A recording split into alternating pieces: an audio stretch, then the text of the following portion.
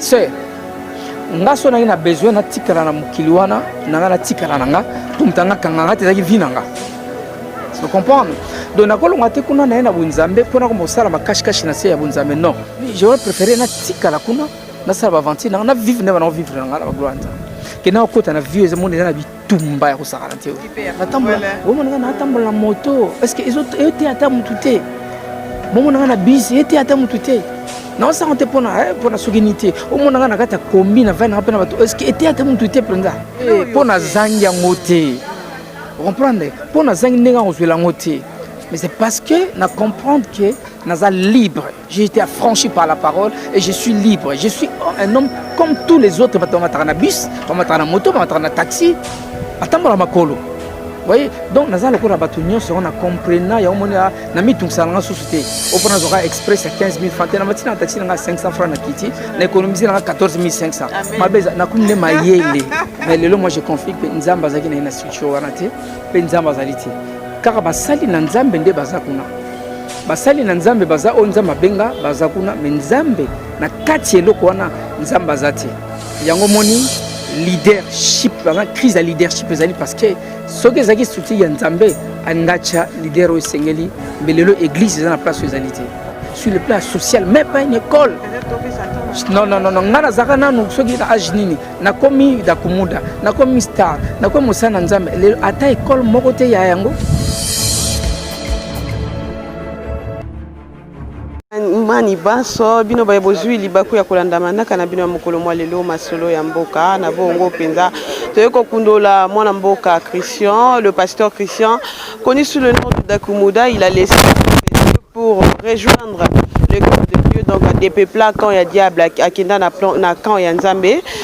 Pasteur Christian Newman oyo tozana ye na plateau pona kondongwa na mambi matali bokambami ya église de réveil to mona ki bongo bachaki mona mboka dodo kamba na moto ya bokambami ya église de réveil kasi côté mususu ba mi au mur ezali mo mbutu to ye pena kozwa ba vie ya pasteur Christian akwa ko éclaircir opinion publique parce que ye pas a moko parmi ba pasteur to yo kamela mbela na ye et nanzela ya émission na bino masolo ya mboka pe na chaîne na bino bolinga kamingi bokese Zali TV to sengi na baignon sona no bo s'abonner massivement na bongo beaucoup d'informations na bino à temps réel etinda epesa melingai et pas yemoko ndeko que je salue à passant un patron simple qui ne veut qu'être appelé ndeko. Un grand bonjour à mon papa, je vous salue et sans plus tarder to sengi na mona mboka Joël akoko fon la biso caméra pour que to kwa kokota na bozindo ya masolo na biso ya mokolo moi lelo. Pasteur Christian, bonjour.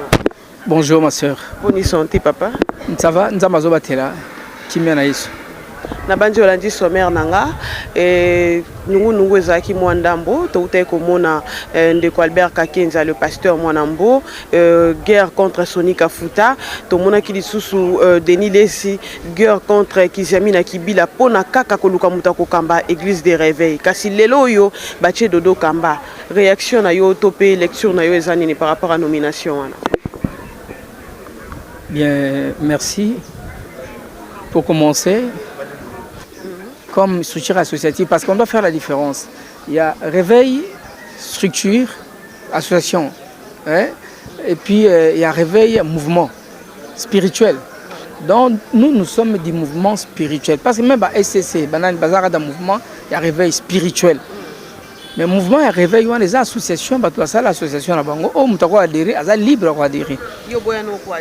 Non, c'est belé bazate. Bon, SCC bazakuna, batanino bazadon, bazé belé bazakunate.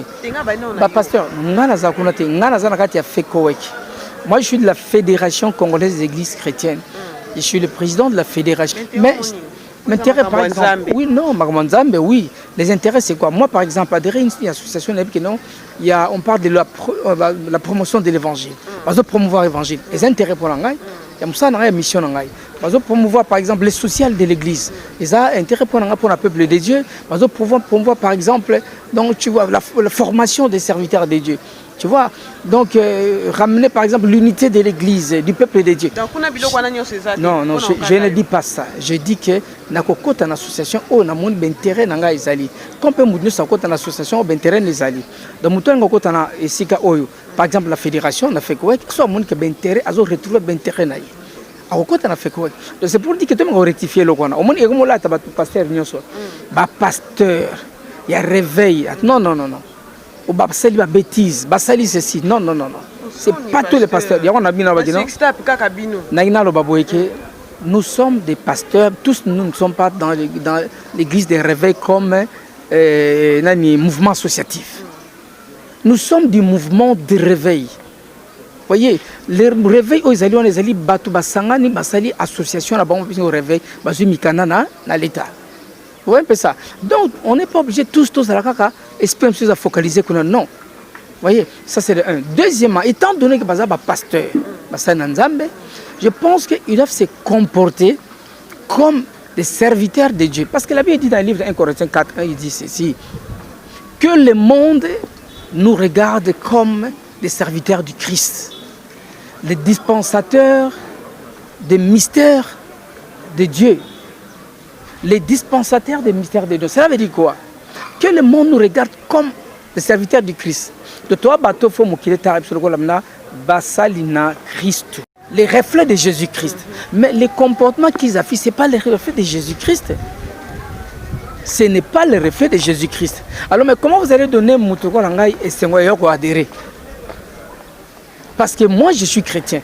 Je voudrais adhérer que dans le monde que non, il y a le reflet de Jésus-Christ. Moi, côté Moussou tribalisme, côté qui côté au monde Mboka Sonika Futa recommande l'évangéliste à répondre Albert Kakenza à l'objet que jamais Moussou il a konza Muluba. Donc na kati église ya lingomba na Nzambe, tribalisme peut comme côté pasteur. Bon, ma soeur, tous ces discours-là, je pense qu'en tant que serviteur de Dieu, en tant que président d'une grande structure qui est la fédération, déjà la nomenclature indique la fédération qui est là pour l'unité de l'Église, je pense que quand vous voyez des choses comme ça, sachez que Dieu n'est pas dans ça. Dieu n'est pas dans ces choses-là. Attention, on doit arrêter de distraire le peuple de Dieu parce qu'on ne sait pas, Christ va arriver. Il arrivera quand on y habite. Voilà pourquoi on doit préparer le peuple de Dieu, bien que base à la bien na sena moi mais to penser na salut na bango parce que to distraire bango au moins na lobby et commis makamususu. Donc moi je dis que Dieu n'est pas dans ces choses. Déjà je vous dis une chose, une autre encore, ba mission ya Nzambe ba onyo c'est ça la mission ya Nzambe. Nzambe achaka mutu na surtout na makamabo Nzambe. Dieu choisit, fait le choix lui-même. Et ce n'est pas que tu nommer, tu voter. Non. Pasteur Dodo Kamba. Je vais dire non. Moi, je ne sais pas comment il travaille. Je ne sais pas, il n'a pas compétence. Je ne sais pas, je ne peux pas chier ma compétence. Moi, je parle de structure des affaires de Dieu, la gestion des affaires de Dieu. Partant de Moïse, Josué, David, Mardoché, Esther, tout le Nzamba benga pote ba gérer peuple sur le plan public aussi. Baza tout Nzamba ndé a tchaka bango. Et c'est un leadership au ba nomate ba vota pété. Au moment où ça likambu, tant Nzamba zana batu bakoya vers mutuana parce que ça na mission ya ko bema batu quelque part. Tant Nzamba benga mutakatani après ça que mission mema batona quelque part. Voyez, il faut pas tout ça mamloko là ba fanatique makambo non. Dans ba pena na structure wana topi na mais lelo mouvement wana topi RC wana tokolo ba namde ba nomination zo leka lelo et bandi lelo te. Excusez-moi, il bandi les lotés. Boza Dodo Kamba passé Dodo Bola tsaye bekotité mafutate. Vous comprenez ce qui ngaye parce que Dodo nangana boyanga. Nangana lingana te parce que structure wana eza structure oyo nga. C'est le langage que moi Nzamba zati. Excusez-moi, je dis attends. Ezana bato na Nzambe réputé, bato lokwa ba Denis Lesi, bato lokwa ba Sonika Futa, bato lokwa ba Albert Kakenza mwana mbo. Na lobby Nabite que Basaï Nzambe Bazati, Nabi Nzambe Azati. Est-ce que vous comprenez? On peut mal compris, pas bateau. Non, non, j'ai dit, moi je suis venu pour la gloire du Seigneur. Je suis un adorateur. Tout ce que je ferai, tout ce que je dois faire ne peut rendre gloire qu'à Dieu. D'abord, c'est la gloire de Dieu et le reste après. Voyez? Alors, Nalobi que Nzambe Azaliti. Nalobi que Basaï Nzambe Bazati. nalobi nzambe azalité do basali na nzambe on nzambe benga bazana bapel nzambe benga nzambe pesa ba mission ba ko sangana na kati ya instruction moko nzambe azate. Est-ce que vous comprenez ngai? Donc nzambe azate parce que soukanango nzambe ko lakisa. Vous savez Dieu il est lent en colère, riche en bonté et quand le temps de Dieu arrive vous verrez ba makambo vous comprendre aujourd'hui des grands que j'appelle des grands, c'est-à-dire sont des grandes personnes, ce sont des grandes personnalités, voyez, c'est livré en spectacle, en pleine télévision, comme ça, pour des banalités, comprenez que c'est Dieu qui vous livre le spectacle, voilà. Parce que là, vous arrivez... Mais dans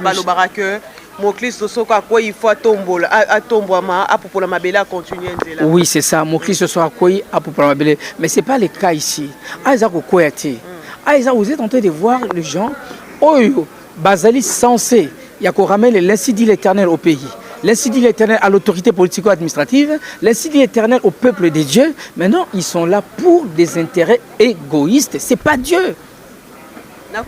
Politique. Mais non, à côté de politiciens ensemble, la politique, parce que les rois et les prophètes doivent marcher ensemble. Parce que le prophète va ramener l'insigne de l'Éternel au roi. Quand le roi ça ne va pas, il doit consulter les prophètes de Dieu pour dire mais qu'est-ce qui se passe? Demander un peu à Dieu, consulter Dieu. Voilà, je suis bloqué à tel endroit, je ne sais pas qui me donne sa volonté. Parce que le pouvoir vient le dire. Na régime lelo yo mutu moko musala nzambe moko azaki na régime ya ndeko Kabila leki et puis na régime ya président Félix a bongoli lisusu a komi susu ko lukala ta casquette ya régime ko ya boko sala soni pasteur. Non, c'est pour dire que attendez, côté beaucoup sala soni bako sala soni to ako sala soni. Les pasteurs ici au Congo, on est à plus de 50 000 pasteurs. Statistiques aussi seulement dans la fédération fait correct. Mais jusque-là, il n'y a que quelques trentaines de pasteurs stars, vedettes. Des pasteurs d'Akumuda, des pasteurs Ouerason, des pasteurs JB, des pasteurs là. Oui, non, parce que Dakumuda était dans le monde. Parce que quand vous fonctionnez comme dans le monde, voyez, moi je t'appelle pasteur d'Akumuda.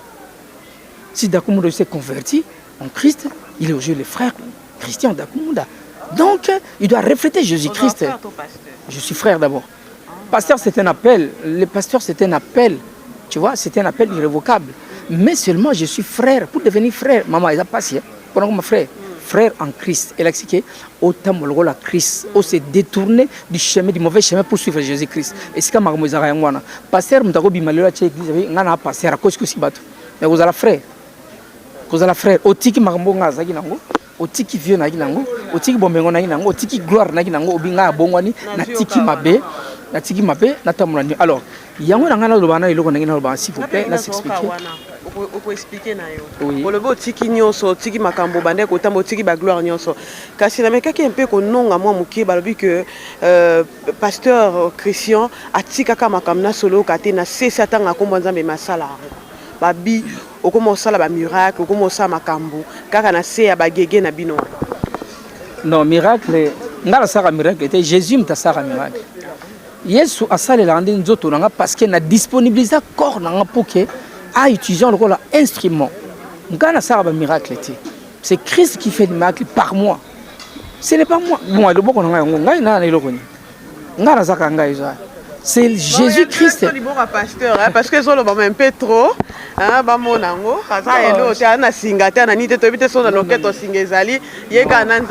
Les problèmes, notre problème c'est quoi? Le combat que nous avons, c'est le combat de l'obéissance à la parole. C'est le combat que nous avons. Quand vous obéissez, si vous obéissez à la parole, vous rentrez dans les bénédictions de Deutéronome 28, 1 à 15. Je vous donne la supériorité sur toutes les nations. Déjà, quand j'obéis là, comme j'ai obéi à ces dieux-là, sœur, ngaso na besoin na tikala na mukiliwana na tikala nanga pour mtanga kanganga tezaki vinanga. Vous comprenez? Donc nakolonga te kuna na bunzambe pona ko mosala makashikashi na se ya bunzambe non. Jamais na ko salango. J'aurais préféré na tikala kuna na sala bavanti na vivre na vivre na la gloire. Que na okota na vieux monde na bitumba ya ko sakala te. Bitumba. Voilà, il faut un brisement. Maman, yo moninga na tambola na moto. Newman. Mutazaki pena tango ka da kumuda. Attends, natambola. Wo moninga na tambola na moto. Est-ce que ils ont été atam touté? Bon, on a un bis, et tu as tout. Non, ça on te pour la souveraineté. Au moins, on a un combine, est-ce que tu as tout pour ça? Pour la Zanga moté. Vous comprenez? Pour la Zanga, on se la moté. Mais c'est parce que nous comprenons que nous sommes libres. J'ai été affranchi par la parole et je suis libre. Je suis un homme comme tous les autres. Je vais mettre un bus, je vais mettre un moto, je vais mettre un taxi. Je vais mettre un colo. Vous voyez? Donc, nous avons compris que nous avons société. Au fond, nous avons express à 15 000 francs. Nous avons un taxi à 500 francs. Nous avons économisé 14 500. Nous avons Newman naki zoba na kominde mayele o map na fona longwana tiwana biso so voiture na pan bazinga taxi bon express o na prise $10 on a posé la non aspect $10 OK $10 sikoyo $10 et ça lit 20 000 francs mais so so nzela on a matika on a mati taxi na futi 500 francs donc na futi 500 francs tu as gardé 19 500 na poche nandaku balé. Vous comprenez? Maman peut avoir un problème de transport na pesi na sungi na on peut battre. Mais vous suppose na lolendo kwa mokili na zui na pesi pour mon ngai. Non non, j'ai été affranchi par la parole. Donc voilà, c'est un peu ça. C'est pas que non, mutarobeta l'histoire mais que c'était pas nous balingayo parce que moi au Christ maître na biso bandimaka été. Donc yoko c'était batu nyonso bandimangai. Yesu bandimaka été ba bengai o bako bengai. Mazara Nzambe na simande ba comprendre que Nzambe mais ba bazana nga le na fédération ba comprendre té pasteur Christian d'abord je suis évangéliste des ministères l'évangéliste Christian ali moto Nzambe abengé atindie pour na musala ne pour na libotane obisotozali donc les hommes de Dieu je vais demander aux hommes de Dieu de ne pas être complaisants depuis na kata musala Nzambe noki et pas na ba sali Nzambe ba papa na ngai. On a tout le monde se plaignait par rapport à la structure. Tout le monde se plaignait. Non, voilà ceci, voilà cela. Mais il y a RSC. Il faut se plaindre toujours. Mais attends, il ne faut pas tout rester dans les camots, tout le monde que ça ne va pas. Et papa et Bélé Bazar, ils sont là, ils passent la mise à la bango. Pasteur, ils nous solo bao, pasteur, bana bandaku, s'occuper du ministère, s'occuper de l'amna bango, kenda suna makamwana te, structure, kenda kate. Moi, je t'apprends kenda bango te. Botika pasteur, parce que moni ma longue zati, moni que bon zambe zaliti, moni ya mosuninde ko sala. Alors, nzamba l'accepte que mosuninde ko sala. Ngapo nanga me pasteur dodo, akwa ko vana robate.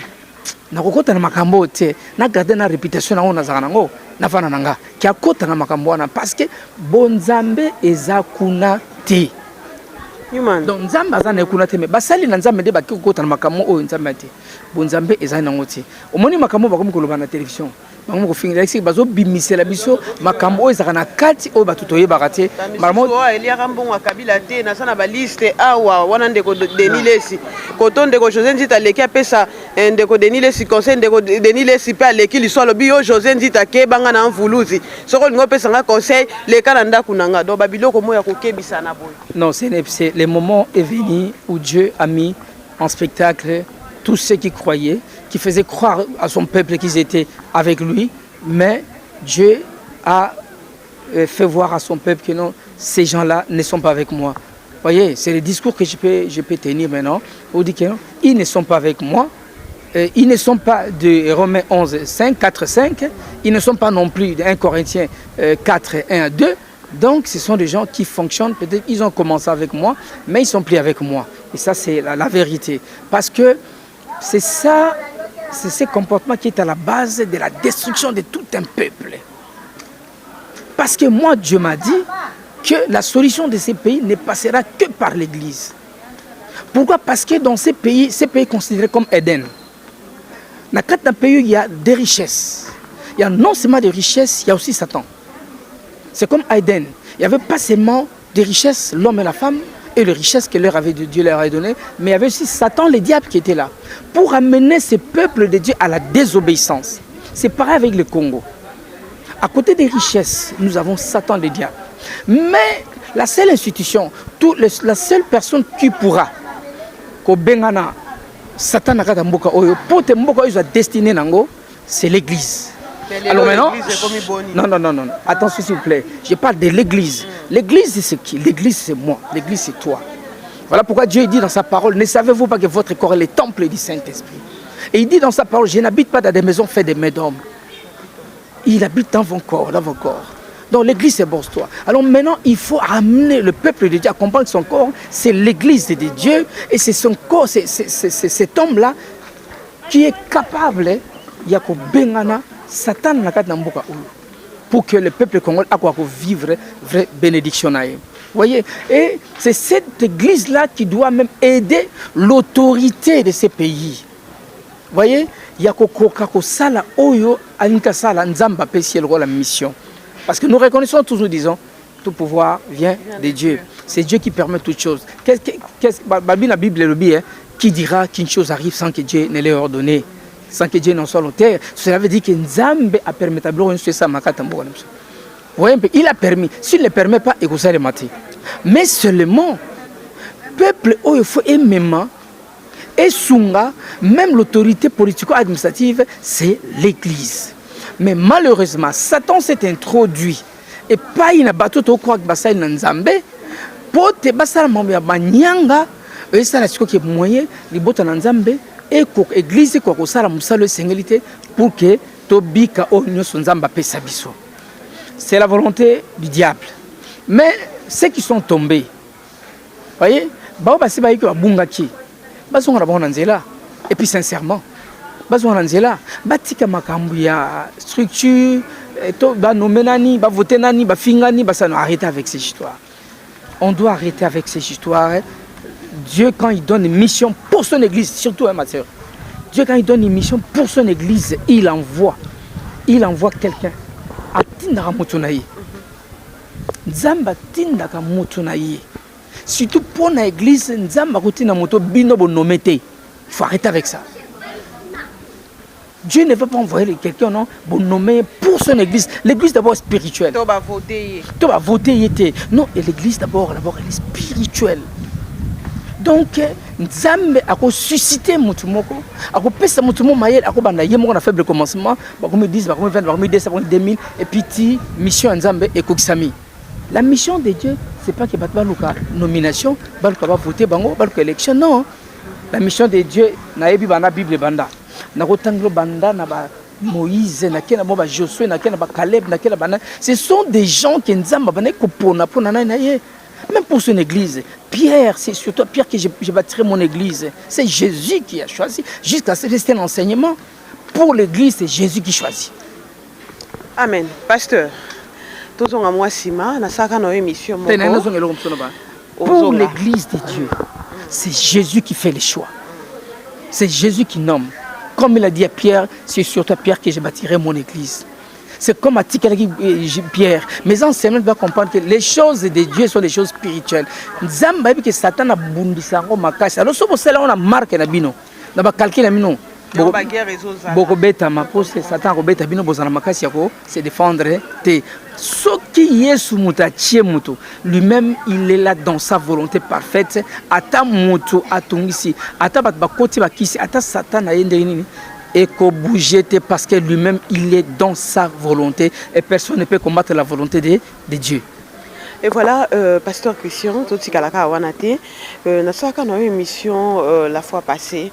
Au dévoiler un peu la vérité, malheureusement, tout qui m'a rassimanga yangonga to kataka. To ebi au dépeuple kanwana. Kasi au pesaka témoignage non akoya na quand il y a peuple de Dieu ils ont là moko parmi bateau banda ko zo modèle or kabanda ko kende pande ko kofi benga a passa yo mutuana et randa yo dessus des fois ça la passe ngaka kuto ko na point ozonga na mokilo ko revoir les sous ce qu'on a peuple de Dieu ba yo ka. Non mais c'est ça ils ont un comportement dans base et l'autre fois là c'était le frère Mike Kalambay. Je l'ai dit iskaza so la ninga c'était le frère Mike Kalambay. Quand moi je suis converti, téléphone et Lili qui va venir, allô, oh, viens en André, ça va, qui m'avait appelé, mon grand frère, lui qui filmé, Abenga, Boninga, ça va. Aux hommes on a des négativités, Nazaranga. Ah, aux Akana, oui. Attention à enregistrer en haut, il est là. Depuis on a le bango avec certitude parce qu'on a besoin de ok, voilà. Voilà. Non, on a besoin de 6 côtés. à moins que mon temps va le contraire. Peut-être qu'à partir d'ango, Agoluka a changé. Nago ça a été pour nous qu'on a coincé dans celle mabe. Non, je le dis parce que à ça mabe makasi, à ça lenga mabe. Na utaki na lifelo na moto, na ngana kufa. Na ngana kota lifelo nzamba bimisinga. Na ki babe ninga. Ko fa benga bi ngabi. Nende ozomona tendeni, ngabite nazali. O teme osadi, ngabite na bongisa ba mama na bongisa prédication. Ah. Mais le gars nanda ko, ngabite na oleka, na ozata na oleka. Parce qu'il reste un frère. Vous voyez? Mais zoate. Ba petit no bazoya, ba nyo bazoya. Mais yo oza pas na autre. Obi que to préparer, to kuna petit no, to préparer grand hôtel na, obeta grand hôtel e bien. Abi petit na, abi non. Auto préparer abi Mike Kalambay. Nga ozat. Mais na parler chez eux, tampo free place oya ko bosali. Oh, mais yep, obeta grand hôtel. Ngana vient bino tout. Baninga ba yaka yon go yati. Baninga ba yaka yon go yati. Alu nga nini? Bon, na pesa yo pesa tambote. J'ai pesi nga Mike Kalambay na téléphone. Nenga ka mbep nga. Allô, bonjour vieux. Maman na bicho, j'étais choqué. J'étais choqué. Tout na Mike Kalambay na robane 2 minutes na robane kaka. Na bane yo. Nzamba pambola o pona ngana fingai. Et je te dis vrai, je te dis, il y a là qui m'a mais attends, laisse-moi dire les sentiments qui m'avaient animé dans le moment. Non, n'habite dans la finga nini, dans la qualifié nini, parce que dans mon que ngana utikuna, mais je vois mutunga na zumo na modèle, tu vois, bien qu'azale qui ngana nambula, mais parce que tabandi musalanza mavanga. Mais tant que nous baba tonga bana ko sepela ne basala na moni ngoma mangengenge na mona bonzambe baleti pempe ça me faisait du bien ça ba clip ya kitoko avec attends maintenant voir quelqu'un comme ça me dit que non il est là en train de préparer le concert ya bana nzambe ba okende mais ça c'est faire adorer les enfants de Dieu Satan. Donc on a tout le que eza musique oyo batu ba otozo benga lelo dit chrétienne bo solo kapé kotina eza makasi. La musique, c'est un canal fort, puissant pour atteindre le peuple de Dieu. Voilà pourquoi moi, je conseille aux gens, il y a recours à la musique, il faut être serviteur de Dieu. Vous comprenez? Makolomi balé. Et tellement na kati, il y a le bananzambe, pour te basculer. Mais le fait que mon image est comme pasteur, parce que mingi balanganze mo mingi bakumo kuma kaba pasteur. Azaki alanganze bo to moni ba ndekolo kwa ba Yannick Tumba, mama lombongo pe wana pasteur papa Mike Kalambay yepé le sous pasteur to comprendre té na habité au solo na nzambe o bango ba solo na nzambe na habité na bika o ngala solo na nzambe yango na go sala o bango ba solo na nzambe yango ngala zali. Je suis l'évangéliste Christian Kimbukuso Newman. Donc j'étais un nouvel en Christ, un nouvel homme en Christ. Maintenant comprendre on entier. C'est pourquoi comme Newman les qui ascension na katinanga, ils qui déjà appellent. Newman les qui j'appelle. Mais tu ne comprendre après que Newman c'était un nouvel homme en Christ, une nouvelle créature. Mais on comprendre après. Yamoni na sai na kangama na za. On a so na nzambe yangwana pour la mission na yi. Na katina mboka européen dans le monde entier. Pour amener l'évangile, annoncer l'évangile partout dans le monde afin de dépeupler l'enfer au bénéfice des royaumes de Jésus-Christ. Mais dans l'entretemps, quand je vois les gens qui se disent être là, bazo kene susu kozwa bato bazana bonzambe bana bonzambe ba memba mo ka satana mama muto nanga togo wana te sobo fungola so tribunal ya ndeni eko fungo manango bon spoto samba na likamona mais devant Dieu nzamba ko mimoni sanango ngana ke nana za nzambe na za nzambe te. Et na ko koloba pasteur Christian to ko ko mapena na mwasu ka maso na biso banze moni bana nzambe sengeli bayoka parce que to ko comprendre te et le bata frère Patrice je cherchais dans le monde je trouvais dans l'église je trouvais dans le monde siko banze mbango pe batongo ba ko kenda pas les grands mopao ba kenda ko betara ba grand hôtel siko banze mboni ne sengeli bana nzambe bayoka. C'est parce que nous voulons pas lire la Bible. Les problèmes des chrétiens c'est ça, je dis on veut pas lire la Bible. Or la Bible nous dit ayez le discernement des esprits. Vous voyez, nous embrassons tellement que nous sommes enseignementés. Voilà pourquoi nous nous comportons des tolingi. Mais quel est l'enseignement? Moi je suis le fruit des enseignements. Je ne suis pas le fruit des miracles. Les gens veulent seulement les miracles, les miracles. Du camp où il y a des miracles, mais si cela indépendait des miracles, il y a les enseignements, enseigner avec autorité. Des bons sangai. et le discernement des esprits. Nous avons le Saint-Esprit qui est la source de révélation de toutes choses. Tu as vu le côté de l'Olimoté. Tu as vu le puissant c'est le Saint-Esprit. Et le discernement des esprits. Tout le monde Nzambe. Moni mo santa lobaka. Ah, na suma album mo ya frère. Manze mo olobini Nzambe. Mais sora Nzambe, ba sora Nzambe. Maman ko la bona moni na ba leso na frère ngasi machete tala ko be kuluni. Nze mo na ko ba nze mo la. C'est me faire adorer Satan dans l'inconscience. Au moins les msusu ngana lota nga sa séminaire ba place moboy. Na ba pasteur mo na sa séminaire mo na place bazaki. Na lala bona lota na moni ba pasteur mo so amati likolo ya podium bazo s'embrasser na bana basi. Na moni mwana mwasi likolo ya podium mabele libanda mbali msusu azo simela mabele bani likolo ya podium. Mais ngana ngina sala c'est une campagne séminaire. Eh na lamuki na zui jamais message. Na kati to na benga mon frère Nzambe a permettre nga te hein. Donc je pense que totalement prochainement sous nos années. Il faut un peuple sans révélation, c'est un peuple sans frein, c'est un peuple mort. Nous devons marcher que dans la révélation. Le président de la République Tinasé. On comprend. Nous devons marcher que dans la révélation parce que la révélation c'est la volonté parfaite de Dieu et la volonté parfaite de Dieu n'échoue jamais.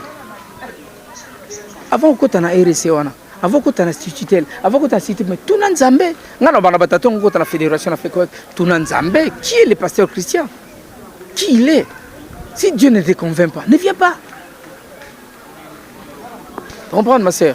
Ne viens pas. Donc, mais Nzamba Pambolo, on a ma cache parce que on a arraché le lot. Nalaï Nalamkin avait été dans sa émission, mais au télémiti, on a arraché. C'est ça la presse. La presse c'était la presse comment va star. Donc pour nos informations, comme le roi Yimtazo diriger vedette tout nanyo non. Donc presse ça zamuta lukaka sofa la libanda tout le monde na poto bala libanda bazo c'est la chasser image bazo ni bato babi valeur ya image. Donc makambo RS na katanga na beko na koloba ngati. Mais na moni presse mo ayo lobisanga. Abitikate mukwa na Nzambe eko kisama pona na bongo na bombela bana Nzambe makamute. Donc Dieu n'est pas dans cette structure là, Dieu n'est pas là, c'est ça. Na koyoka makamu nyonso babimiseli biso. Eza na ngambo ya boy, eza na ngambo nyonso te ko découvrir na kati nango. Je pense que babiso bazaki na ba doute. Mais lelo moi je confie que Nzambe azaki na structure wana te, pe Nzambe azaliti. Car basali na Nzambe nde bazakuna. Basali na Nzambe baza o Nzambe benga bazakuna, mais Nzambe na kati eloko wana Nzambe azate. Yango moni leadership, crise de leadership ezali parce que soki ezaki structure ya Nzambe angacha leader o sengeli mbelelo église eza na place ezalité. Ata école moko te. Maman, ata école moko te ya bana Nzambe sur le plan social, même pas une école. Non, ngana zaka nanu soki na âge nini, na komi da kumuda, na komi star, na komi mosana Nzambe, ata école moko te ya yango. Ata structure mokote pour nous songa libota na Nzambe peuple de Dieu. Mais c'est ça parce que c'est Nzambe te, c'est abatu. C'est Nzambe te. Merci beaucoup pasteur Christian tozalaki na ye totimoni bolayi ya bozindo ya basango na bino lolenge kanika ka bosengaka toyaki lelo kolobisa pasteur Christian par rapport ya makambo mako leka na kati ya lingomba to pe bokamba mi église de réveil bolandi e malamu na bokebi nyonso pasteur Christian liloba ya bokaboni pour émission mokolo mwana ben Nzambe apambola biso Nzambe apambola iske uzwami yo e na kolobaka ite na ngongo to sa distraité. On peut pas nazoya bisu tant de loin na stade de martyr jour on toyeka kuta ko koisa hôtel ya ténèbres na stade de martyr na bisaka bino ke Nzamba lobi na biso boye que vous allez assister à une crise multisectorielle et Nzambe na ko bimisa makamno so na poisa ata bomoni makammo lelo ba bengo nini ozo te non oya ba la finance inspection générale de la finance hein ata bomoni makammo IPJ wana. Bon comprendre que Nzambe a commis ko bimisa makamno na poisa ko telemela makamno. Pour Satan n'a jamais a ko linga ba kanga bato ba yiba. Mais c'est Dieu parce que Dieu n'est pas impuni. Dieu punit toujours. Ya mon Nzambe mo limo na ye. Ba mso ba la dévoiler, ba mso ba koya, ba mso ba koisama, ba mso e ko le raga ndemwana. Yango moni même le to ko mona satellite ko ina mboka na biso. E uchi wapi? Satellite e ko ina mboka yango te. satellite ekoi evana so mbula boni so combien et komona ekoi satellite azaka ya kwa satana moko aza adongola kabino miso mais kasi mokolizali nzamba koisie yo sinine koisie. Merci peuple de Dieu, vous avez qui est belé kolanda émission na bino masolo ya mboka mokolo mwa lelo otali vidéo ndeko partager onano s'abonner penza na lombango na kati ya chaîne na bino to pe média en ligne na bino bolingaka Bokiseni Ezali TV. Là je dis un grand merci à mon caméraman Joël, un grand merci à mon patron Déco et à notre directeur technique Patou Zico, à tous ceux qui nous soutiennent. Là depuis France je vois Serge Kambouania Patou, Prudence Ngakoso, Noël Lemba Matondo depuis Toulouse, Mamouné Papouné le couple depuis Toulouse en France précisément, Monsieur Doris Massamba depuis Genève et sa dame Maman Blanche Kayembe. Merci Namosel Nzambe. Merci Tokamaka Nzambe. Tokamaka na prière parce que belé no ka balobaka non mboka boko sa ma prière. Prière c'est le côté faut botel maté. Nzambe atele misaka batu. Nzambe asala alikaka na nzela batu mais tokamaka na Nzambe. Nzambe na akosala na nzela batu moko mo tamsusu yo, tamsusunga, tamsuyo mtola na Nzambe olekela nzela no pas sauver Congo oyo. Contacter par rapport à un message où tu peux lancer 09 93 854 700. On est à WhatsApp 09 93 854 700 et puis pour la direct au on appelle 084 437 85 86 ou encore au site nabiso ya fédération www.fecoec.org et là on comme la biso pied et voilà. Et voilà, nous avons pambola bino tokutani mikolo ezali koya. Au revoir.